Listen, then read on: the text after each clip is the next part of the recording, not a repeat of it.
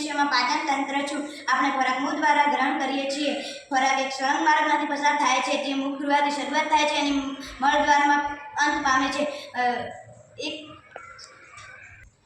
આ માર્ગને જુદા જુદા ભાગોમાં વિભાજિત કરી શકાય છે. મુખ ગૃહ, અન્નનળી, જઠર, નાનું આંતરડું અને મોટું આંતરડું. તે મળાશયમાં અંત પામે છે અને ભેગા મળીને પાચન નળીની રચના કરે છે. ખોરાક એક સળંગ માર્ગમાંથી પસાર થાય છે, તેથી તેનું ક્રમશઃ પાચન થતું રહે છે.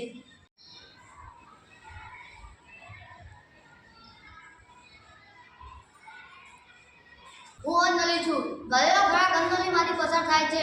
અન્નનળી ગળાથી લઈને છાતી સુધી પ્રવેશી હોય છે. અન્નનળીના દિવાલના હલનચલનના કારણે ખોરાક નીચેની તરફ ધકેલાય છે. આ હલનચલન સંપૂર્ણ પાચન માર્ગમાં જોવા મળે છે, જેથી ખોરાક નીચેની દિશામાં ધકેલાય છે. ક્યારેય જઠર દ્વારા ખોરાક સ્વીકારતું નથી અને ઉલટી થઈ જાય છે.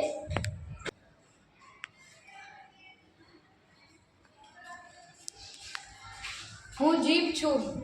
હું મુખ ગૃહના પાછળના ભાગે જોડાયેલી માંસલંગ છું. હું આગળના છેડે મુખ છું, તેથી હું બધી જ દિશામાં હલનચલન કરી શકું છું. જીભનું કામ. આપણે જીભ વડે બોલી શકીએ છીએ. આપણે જીભ વડે ખોરાકને ગળી શકીએ છીએ. જીભ વડે આપણે ખોરાકને પારખી પણ શકીએ છીએ. કડવો સ્વાદ આપણે જીભની પાછળના ભાગે પારખી શકીએ છીએ. ખાટો સ્વાદ આપણે જીભની પશ્ચિમ બાજુએ પારખી શકીએ છીએ. ખારો સ્વાદ આપણે જીભની મધ્ય બાજુએ પારખી શકીએ છીએ. ગળ્યો સ્વાદ આપણે જીભની ટોચ ઉપર સ્વાદ પારખી શકીએ છીએ.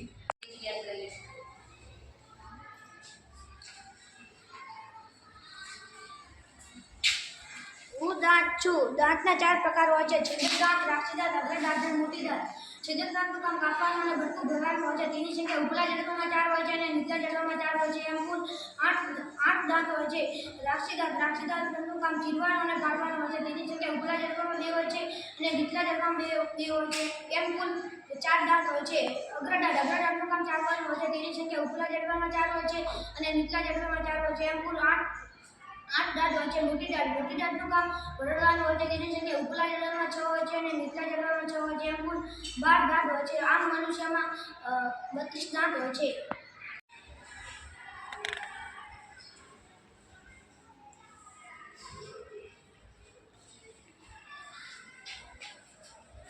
હું જઠર છું. જઠર એક જાડી દિવાલવાળી કોથળી છે. તેનો આકાર મોળા જેવો છે. તે પાચન માર્ગનો સૌથી પહોળો ભાગ છે. તે એક છેડે અન્નનળી દ્વારા ખોરાક લે છે અને બીજા છેડે નાના આંતરડામાં મુક્ત કરે છે. તે શ્લેષ્મા હાઇડ્રોક્લોરિક એસિડ અને પાચક રસોનો સ્ત્રાવ કરે છે.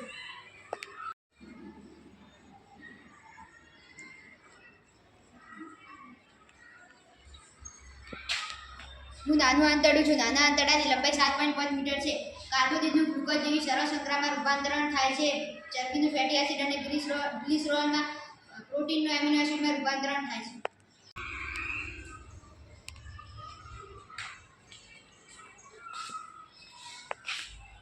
હું મોટું આંતરડું છું. મોટું આંતરડું એ નાના આંતરડા કરતાં પહોળું અને ટૂંકું હોય છે. તે આશરે 1.5 મીટર જેટલું લાંબુ હોય છે.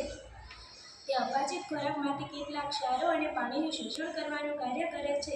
બાકી રહેલો મળ મળાશયમાં જાય છે. ત્યાં અર્ધઘટ્ટ સ્વરૂપે સંગ્રહ પામે છે. બાકીનો મળ મળદ્વાર દ્વારા સમયાંતરે નિકાલ પામે છે. તેને મળત્યાગ કહે છે.